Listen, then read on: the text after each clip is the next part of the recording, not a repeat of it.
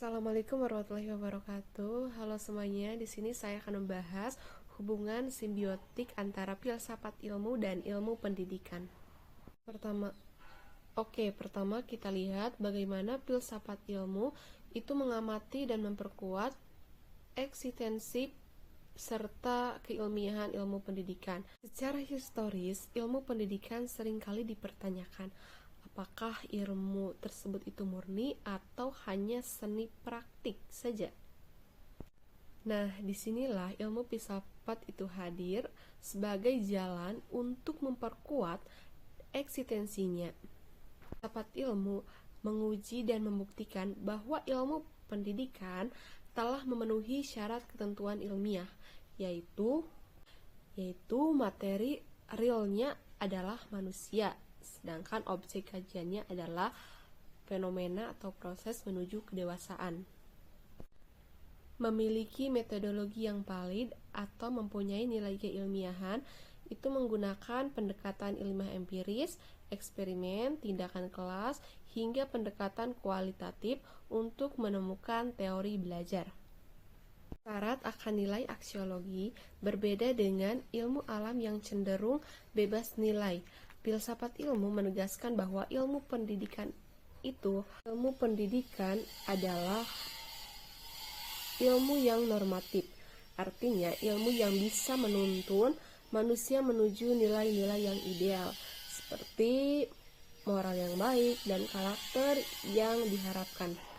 Pendidikan bermakna akan memperkuat perkembangan filsafat ilmu.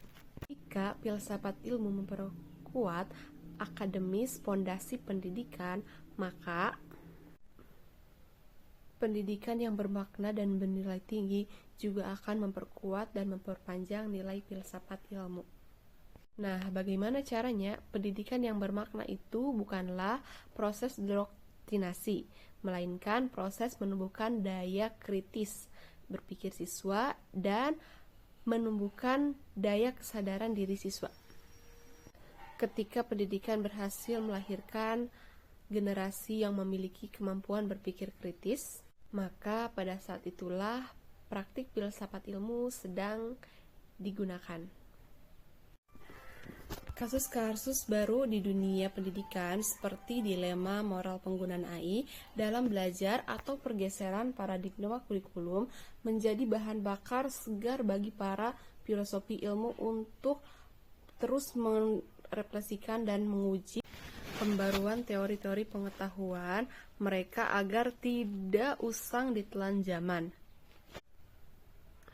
Filsafat ilmu sebagai pisau analisa atau dalam persoalan pendidikan. Mengapa filsafat ilmu sering disebut sebagai pisau analisis dalam membedah sangkarut masalah pendidikan? Karena filsafat ilmu membekali kita dengan 3 pisau tajam, yaitu ontologi, epistemologi, dan aksiologi. Mata pisau ontologi atau hakikat maksudnya ketika kita menghadapi masalah pendidikan, ontologi itu akan bertanya. Nah, pertanyaan itu seperti ini. Apa sebenarnya hakikat dari apa yang kita persoalkan? Apa hakikat anak didik?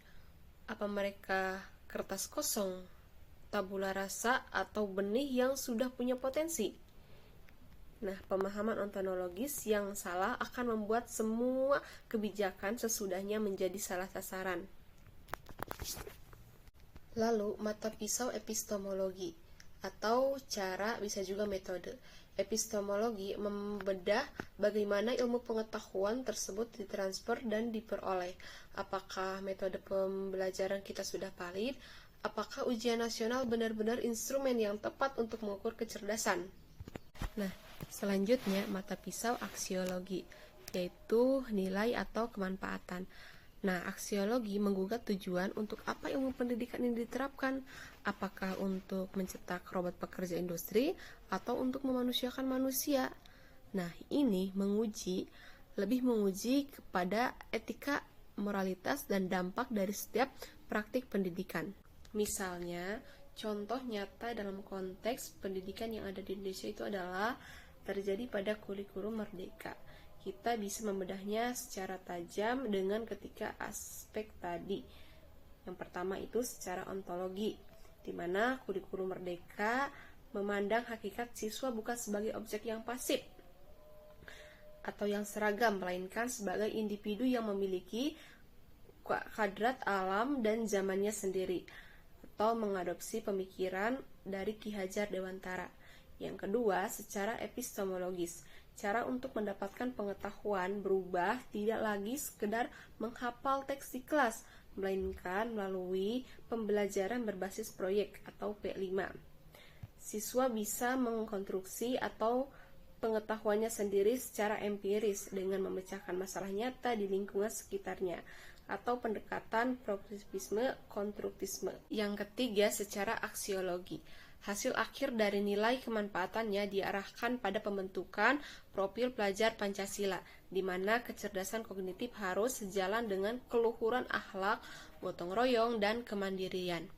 Nah, setelah pembahasan tadi, mari kita simpulkan, yaitu filsafat ilmu bukanlah menara gading atau teori yang mengawang-awang di langit. Filsafat ilmu adalah kompas dan ruh dari ilmu pendidikan itu sendiri. Tanpa adanya filsafat ilmu, mungkin praktik pendidikan di sekolah hanya akan menjadi rutinitas mekanis yang kehilangan arah dan maknanya. Sebaliknya, dengan memahami filsafat ilmu, kita sebagai pendidik atau calon pendidik tidak akan mudah ikut-ikutan tren tanpa arah, melainkan mampu bertindak secara reflektif, sistematis, dan selalu berorientasi pada nilai-nilai kemanusiaan. Saya Nining Komalasari, terima kasih telah menyimak video ini. Wassalamualaikum warahmatullahi wabarakatuh.